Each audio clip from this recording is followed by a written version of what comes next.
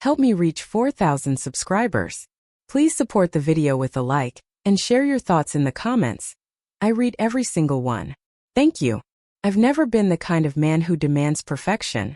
I don't need extravagant gestures, over-the-top drama, or blazing passion to feel grounded in a relationship. What I've always wanted is respect. Quiet, steady, unwavering respect. The kind that shows itself in the small moments. The kind that doesn't need to be said aloud to be understood. My name is Ethan. I'm 37. And until that night, I genuinely believed my girlfriend, Maddie, understood the sort of man I am. I'm not showy. I'm not loud. I don't flourish in chaos. I appreciate simple things. Real conversations, comforting dinners, slow weekend drives, and the feeling that the woman beside me chooses me, even when no one else is there to see it. But something inside me fractured at her friend's party that night. Not explosively. Not with drama. It cracked the way ice gives way under pressure. Quietly, suddenly, and beyond repair. The evening started out ordinary. Maddie had been talking about this party for a week, insisting it would be fun and low-key. 2 words I already doubted. Her friends tended to confuse volume with personality, people who drank like they were trying to escape themselves. But I went anyway because supporting her mattered to me. We got there around 9 o'clock. The place was crowded. Low lighting, pounding music, unfamiliar faces everywhere. Maddie drifted toward her friends immediately, laughing in that wild, carefree way she barely used around me anymore. I told myself it was just the atmosphere. People act differently in groups. Nothing to worry about. But then I saw it. Her hand lingered a little too long on the arm of some guy I didn't recognize. Tall, loud, overly self-assured. The kind of man who treats attention like it's his lifeline. She laughed at everything he said. Leaned in close, touched him again and again. The first time I brushed it off. The second I tried to explain it away. The third time something inside me pulled tight. It wasn't jealousy, I've never been wired that way. Jealousy grows from insecurity, and while I'm far from perfect, that isn't my struggle. What I felt was colder, deeper. A quiet shock that the woman I let into my life would act like that with me standing just 10 feet away. Eventually Maddie noticed me looking. She walked over, cheeks flushed with alcohol, eyes too bright, smile too careless. What? She laughed. You're being weird. Weird. I echoed, keeping my tone even. You've been all over that guy for the last 30 minutes. Her smile sharpened. Oh my God, Ethan. It's called being friendly. Don't be so sensitive. Sensitive. Always that word. The one she used every time she crossed a line and wanted to dodge accountability. The one she used to flip the blame instantly. The one that made me feel small even when I knew I wasn't in the wrong. I'm not being sensitive, I said. I'm telling you how it looks. She rolled her eyes. You need to calm down. Seriously, not everything is about you.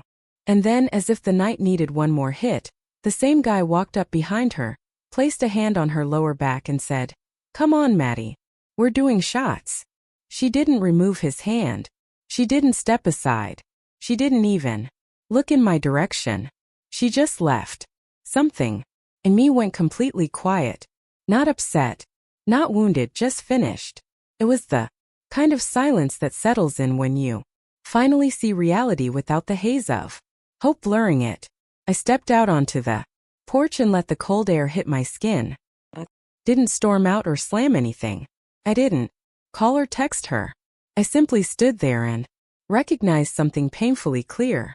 A woman who respects you won't make you feel like a stranger next to her. A woman who values you won't welcome attention that undermines yours.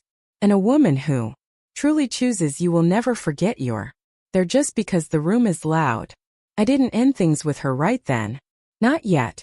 I waited, not for her but for my own certainty. But the moment that made everything final came only minutes later in that very same house. I went back inside simply because I needed my coat and my keys. I wasn't planning to say anything dramatic or cause a scene. I didn't know anyone in that room a show. I just wanted to leave with whatever dignity the night hadn't already taken from me. The music felt louder the second I walked in, like the house itself was mocking me. People were dancing, tripping, yelling, living inside a noise I no longer fit into. I weaved through the crowd and headed toward the hallway where we'd left our things earlier. And that's when I heard her voice. Not the voice she used with me. Soft, steady, familiar. No, this was the bright, careless tone she pulled out when she needed attention like oxygen.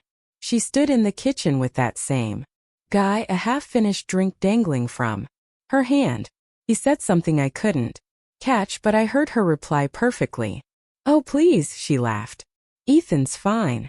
He's basically a sweet golden retriever. Harmless, loyal, predictable. He's probably outside sulking right now." It wasn't her words that landed the blow. It was the way she said them, dismissive, belittling, like I wasn't her partner at all but some placeholder, a safe fallback. A man she never worried about losing. The guy laughed. "Damn, you really got him. Trained, huh?" She smirked. "Someone has to keep him in line." That was it. Not jealousy. Not rage. Just clarity. A sharp, clean clarity that felt like the final click of a lock. I didn't interrupt. I didn't confront her. I didn't walk over to defend myself like a man begging for respect. Instead, I turned around, walked into the hallway, took my coat, and left the party without saying a word. Sometimes silence is louder than yelling. Sometimes walking away tells more truth than any argument ever will. I sat in my car for a moment, watching the house throb with music, and wondered how long I had overlooked the warning signs. The quiet jabs, the subtle eye rolls, the jokes at my expense. The times she said, "Relax," instead of, "I'm sorry." The times she said, "You're too sensitive," instead of, "I crossed a line." Relationships rarely break all at once. They rot slowly.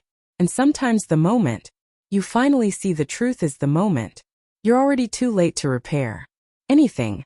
20 minutes later, my phone lit up. "Maddie, where'd you go?" "Maddie, Ethan?" "Maddie, seriously, you just left." Then another "Maddie, you're overreacting. Come back." Overreacting. Another familiar excuse. A word she always used to wash her hands of any blame. I didn't answer. I simply drove home, took a long shower, and lay on my bed staring up at the ceiling. I wasn't sad. I wasn't heartbroken. What I felt was colder than that. Closure. The next morning, she appeared at my door. Mascara smeared, hair pulled back, still wearing last night's dress. She looked at me like I had done something to her. "Can we talk?" she said. "Sure," I replied, stepping aside. She walked in as if the place belonged to her, arms folded tight. "You embarrassed me last night." I almost laughed. Embarrassed her. She had no clue what she'd said in that kitchen. No idea what I overheard. No awareness that the version of me she joked about had already decided he was finished. "I'm ending this," I told her, my voice steady. She blinked. "Ending what?" "Us." Her mouth fell open. "Ethan, are you serious?"